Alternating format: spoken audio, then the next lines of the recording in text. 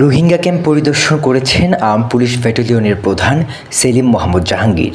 শনিবার দুপুরে উখিয়া রোহিঙ্গা ক্যাম্পে গিয়ে রোহিঙ্গা মাঝি, সাব মাঝি, মসজিদের ইমাম ও রোহিঙ্গা নেতাদের সাথে মত বিনিময় করেন তিনি।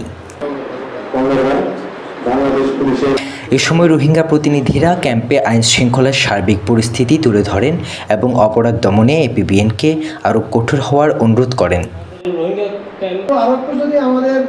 পুলিশ এবং বাড়ানোর যদি সুযোগ থাকে, আর আমাদের এলাকার পাহাড়ি এলাকা স্যার রুটঘাটগুলো যদি আর একটু ডেভেলপ করা যায়, আমাদের পুলিশ যারা এই কষ্ট করে রাত্রে আমরা ডাক দিলে ফোন দিলে তখনও ভাই ছোট ছোট মানুষ ন যে গরিব করুক গড়তে কিন্তু কি বিভিন্ন ধরনের গ্রুপ আছে, তো আর রোহিঙ্গার ভিতর তুন তারা বুঝিলে বুঝুক নবুঝিলে নবুঝুক হতে চাইতে বাংলাদেশ সরকারে সেফটি সিকিউরিটি যে তারা দেয় এপিবিএন তারা বেশি হস্তত আছে মাঝি হ্যান্ড মাঝিও বেশি হস্ত রাখতে দিন কোন জানে পারে, তো এপিবিএন ফতামরে আর ভাবি সাহেব অনুরোধ করতে আর 34টা ক্যাম্প আসছি লেখা গিয়ে গই 33টা ক্যাম্প আছে আর ক্যাম্প আমাদের।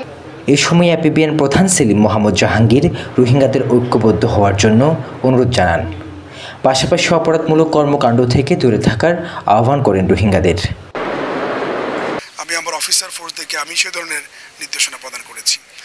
আর এখানে রোহিঙ্গাদের কাছেও আমি তাদের বিভিন্ন জায়গায় আমি মাঝি, হেড মাঝি, মসজিদের ইমাম তাদের যারা নেতৃস্থানীয় তাদের সাথে আমি কথা বলেছি। তাদেরকে আমি একই অনুরোধ করেছি যে আপনাদেরই এখানে থাকেন, এখানে যারা অভ্যন্তরে আইনশৃঙ্খলা পরিস্থিতি অবনতি করছে তারা কিন্তু আপনাদেরই সদস্য, বাইরের কেউ কারো আসার কিন্তু এখানে সম্ভাবনা তারা কিছু করছেও না। ফলে আপনারা তাদেরকে মোটিভেট করেন তারা যেন এইখানে এই ধরনের কোনো অপকর্ম না করে। আপনারা যদি করেন আপনাদের ডিভিশন হবে, ফলে আপনারাই ক্ষতিগ্রস্ত হবেন। মানে আমি রোহিঙ্গাদের কথা বলছি। সেলিম জাহাঙ্গীর হুঁশিয়ারি দেন ক্যাম্পে উদ্ভট পরিস্থিতি মোকাবেলায় এপিবিএন সর্বোচ্চ কঠোর হবে।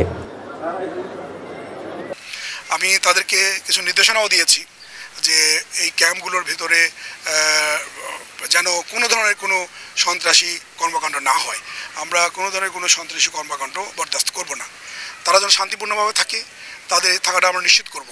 জাতিসংঘের বিভিন্ন সংস্থাগুলো যেরকম বাংলাদেশ সরকারের বিভিন্ন সংস্থাগুলো সেগুলো দেখভাল করছে।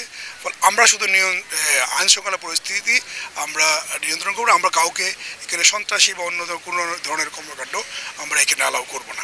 এর আগের দিন শুক্রবার তিনি টেকনাফ ক্যাম্প পরিদর্শন করেন, এপিবিএমের কার্যক্রমের প্রশংসা করেন, পাশাপাশি বিভিন্ন এনজিও, আইএনজিও প্রতিনিধিদের সাথে বৈঠকে মিলিত হন।